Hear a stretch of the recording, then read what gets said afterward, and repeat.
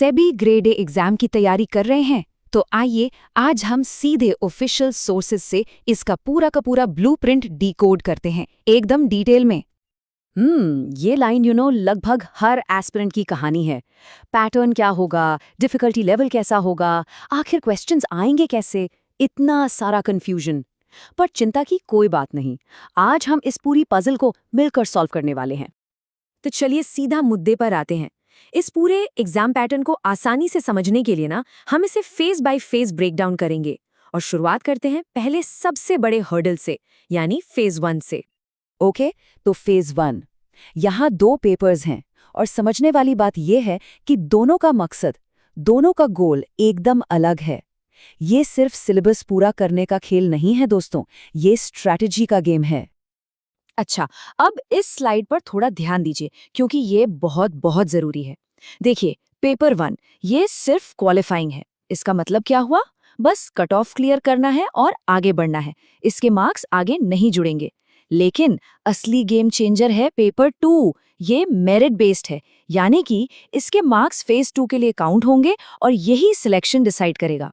और इसमें आते हैं कोर सब्जेक्ट्स जैसे कॉमर्स, फाइनेंस, इकोनॉमिक्स। तो फोकस कहाँ करना है, अब क्लियर हो रहा है? चलिए एक एग्जाम्पल देखते हैं। ये देखिए, पेपर 1 के जनरल अवेयरनेस सेक्शन का एक आम सा सवाल, बिल्कुल सीधा, फैक्ट बेस्ड। इसमें बस आपकी करंट अफेयर्स की नॉलेज टेस्ट हो रही है, आता है या नहीं आता, बस इतनी सी बात है। और अब जरा इस पर नजर डालिए। ये है पेपर 2 का एक कॉन्सेप्ट, आर्बिट्राज। अब देखिए फर्क, कहाँ एक तरफ सीधा सा फैक्ट बेस्ड सवाल और कहाँ ये इतनी डीप फाइनेंशियल स्ट्रैटेजी। बस यही है इन दोनों पेपर्स का अंतर। पेपर 2 के लिए आपको अपने सब्जेक्ट की सिर्फ नॉलेज नहीं, बल्कि एक गहरी समझ, एक डीप अंडरस्टैंडिंग होनी चाहिए। तो फेज 1 क्लियर हो गया। अब आते हैं फेज 2 पर, और यहाँ खेल थोड़ा बदल जाता है। ये वो स्टेज है जहाँ सिर्फ ज्ञान काफी नहीं है। यहाँ पर नॉलेज को एक्सप्रेशन से मिलना होता है। आप जो जानते हैं उसे कितने अच्छे से एक्सप्रेस कर पाते हैं। आखिर टेस्ट इसी बात का है। फेज 2 का जो पेपर 1 है वो पूरी तरह से डिस्क्रिप्टिव इंग्लिश पर फोकस्ड है। मतलब आपकी राइटिंग स्किल्स का टेस्ट होगा, एसे, प्रेसीज और रीडिंग कॉम्प्रिहेंशन के जरिए।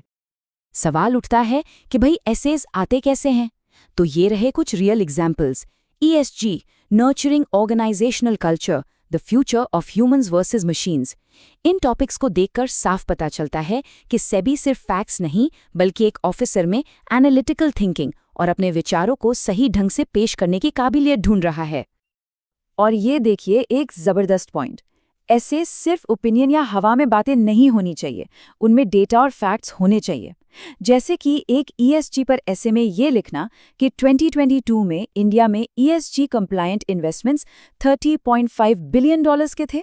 बस ऐसी एक लाइन आपके आंसर को सॉलिड प्रूफ दे देती है और बाकियों से अलग बना देती है।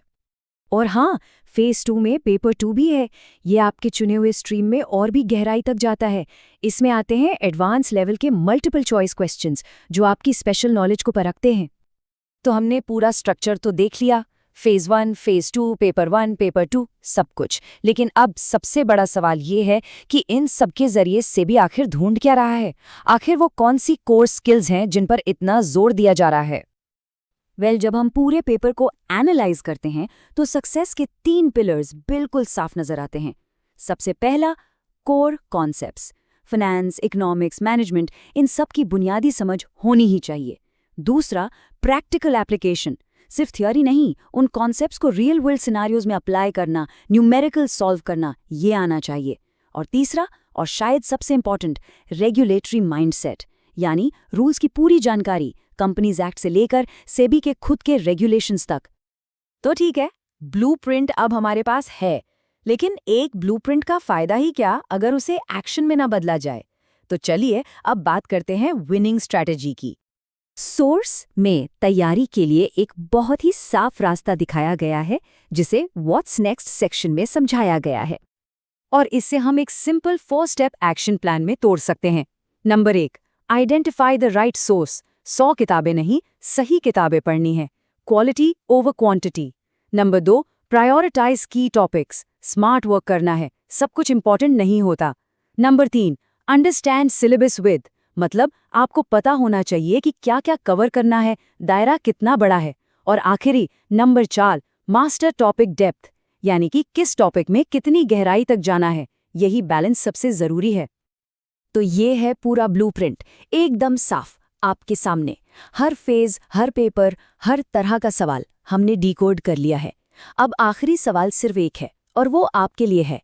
क्या आप अपना करियर बनाने के लिए तैयार हैं?